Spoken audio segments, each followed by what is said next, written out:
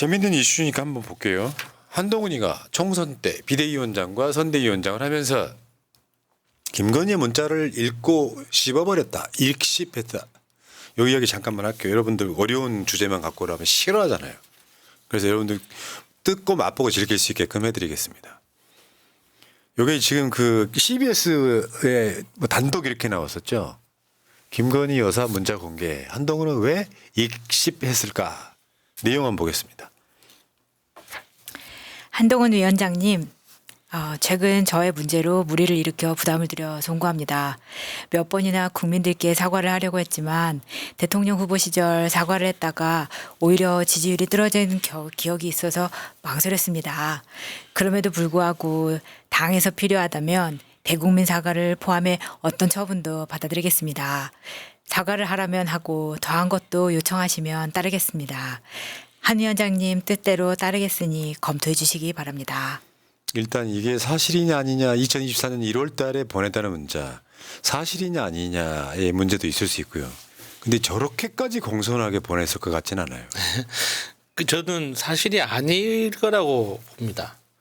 그러니까 여기에 핵심적인 표현은 사과뿐만 아니라 어떤 처분도 받아들이겠습니다. 더한 것도 요청하시면 따르겠습니다. 이거는 조사받으라는 거잖아요. 내가 조사받겠다는 거잖아요.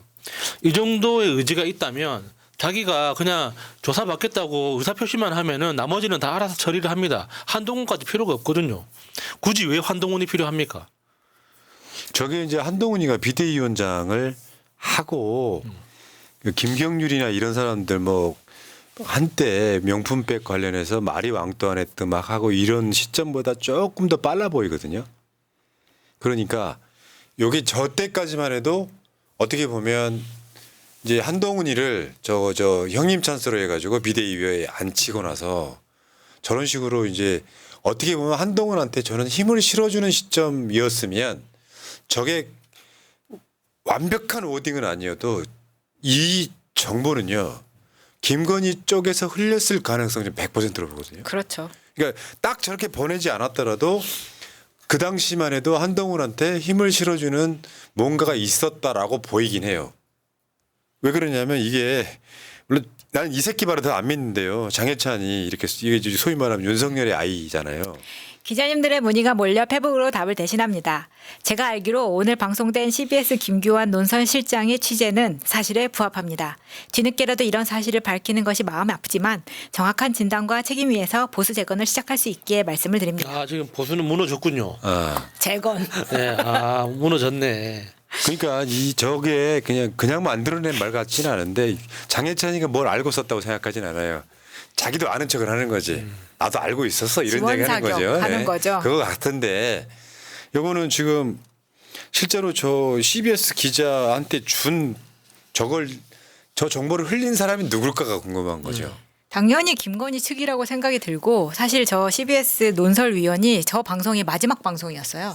그래서 저걸로 이제 정년 퇴임하기 때문에 마지막으로 자기가 큰 거를 남기겠다 하고 이제 오픈을 한 건데 보신 문자가 원본은 아니에요. 재구성한 거기 때문에 맞춤법이 정확하게 나온 거고 그리고 이제 위아래로 날마다 점 찍었겠네. 네, 그렇죠. 그리고 이제 위아래로 다른 대화가 있었지만 그 대화를 다 삭제를 하고 요것만 이제 해서 이제 보여준 거라고 이제 이야기를 하니까 사실 한동훈은 저 내용이 저런 맥락이 아니었다라고 이제 부인을 하기는 했습니다. 그렇지만 일단 저렇게 봤을 때 이전의 관계를 비춰 봤을 때 김건희가 저런 문장을 구사하면서까지 낮은 자세로 했겠느냐라는 생각이 들 수밖에 없는 부분이죠. 그러니까 이건 이제 한동훈 대세론을 흔들기 위한 목적으로 한동훈이가 저랬어. 저렇게까지 간곡하게 부탁을 했는데 읽고 씹어버리고 뭐 기회를 안 줬다. 사실 나는 하려고 했는데 한동훈이가 자기 정치했다. 네. 이 이야기 맥락 같아요. 자, 근데 사실 한동훈하고 김건희는 어떻게 보면 윤석열이 술 먹고 자고 있을 때는 전화하는 사이예요. 아시다시피. 왜냐하면 윤석열이 연락이 안 된다 해서 김건희한테 연락을 했다라는 핑계로 지금 지난 뭐 카톡 300회에 대한 변명을 했었기 때문에 그게 사실인지 아닌지는 모르겠지만 300회 들킨 것만 300회라는 거죠 지금. 근데 궁금한 게요. 저 사이에 아까 그 김건희가 한동훈한테 보냈자는 문자를 보면 저 투가 김건희가 한동훈한테 말을 어떻게 하는지 진짜로 저렇게 했을까요? 저는 그렇진 않을 거라고. 아니겠죠. 예. 네. 아니고 저것 때문에 이제 제가 또 한동훈 팬클럽 위두훈이와 김건희 팬클럽 건사랑의 회원 아니겠습니까? 그래서 이제 양쪽 팬클럽을 어제 또 들어가서 이렇게 염탐을 열심히 해봤더니 너무 웃겨. 지금 쌈박질이 엄청나게 난 거예요. 그러니까 이거는 분명히 한동훈을 죽이기 위한 거다. 그리고 어떻게 이제 김건희 측에 있는 사람들은 이게 이제 괘씸하다는 거죠. 이제 그래서 완전히 둘이 갈라져 버린 상황이고 여기에서는 지금 예를 들면 김경률이 김건희가 사과를 해야 된다고 막 주장을 했는데 그러면 뒤에서는 한동훈은 김건희가 사과를 하겠다고 했음에도 불구하고 안 받고 이런 쇼를 한 거냐라고 해서 이 분노가 장난이 아니더라는 겁니다. 계속 이런 분위기로 가야 된다고 그러니까 생각합니다. 김건희 쪽에서 한동훈에 대해서 완전히 손절치는 방법으로 이런 계략을 쓰는 것 같아요. 그러니까 지금 한동훈이 먼저 나를 배신했다라는 이 메시지를. 그러니까 요거는 이게 짜고 치는 고스톱이 이게 좀 어려운 게요. 그냥 악마를 만들어 놓잖아요. 폐류나 만들어 놓잖아요. 그러면 그 내상 어떻게 하려고? 그러니까 전사적으로 나서 갖고 풀스윙으로 한동훈을 때리고 있는 그 모습이라고 봐요. 그리고 한동훈하고 윤석열이 104일 만에 만났던 저 보도도 재밌었습니다. 한동훈 표정이 너무 웃기더라고요. 그러니까 이게 뭐냐면은 총선 대피하고 처음 만난 거예요.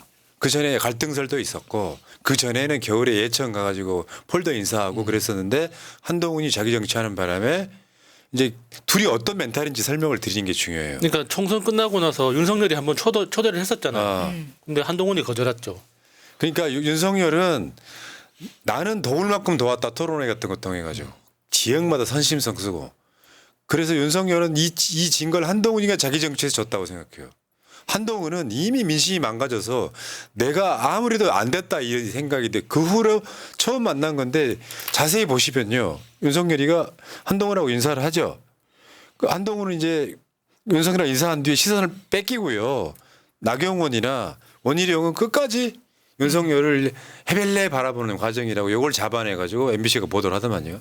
정말 1초 아무 일도 없었다는 듯이 하지만 되게 아니, 저 표정에는 많은 것이 담겨 있습니다. 정확히 말하면 1초도 안 되는 것 같습니다. 그러니까 평소 같았으면 윤석열하고 한동훈 정도의 관계라면 최소한 어깨 정도는 잡아줍니다. 그렇지.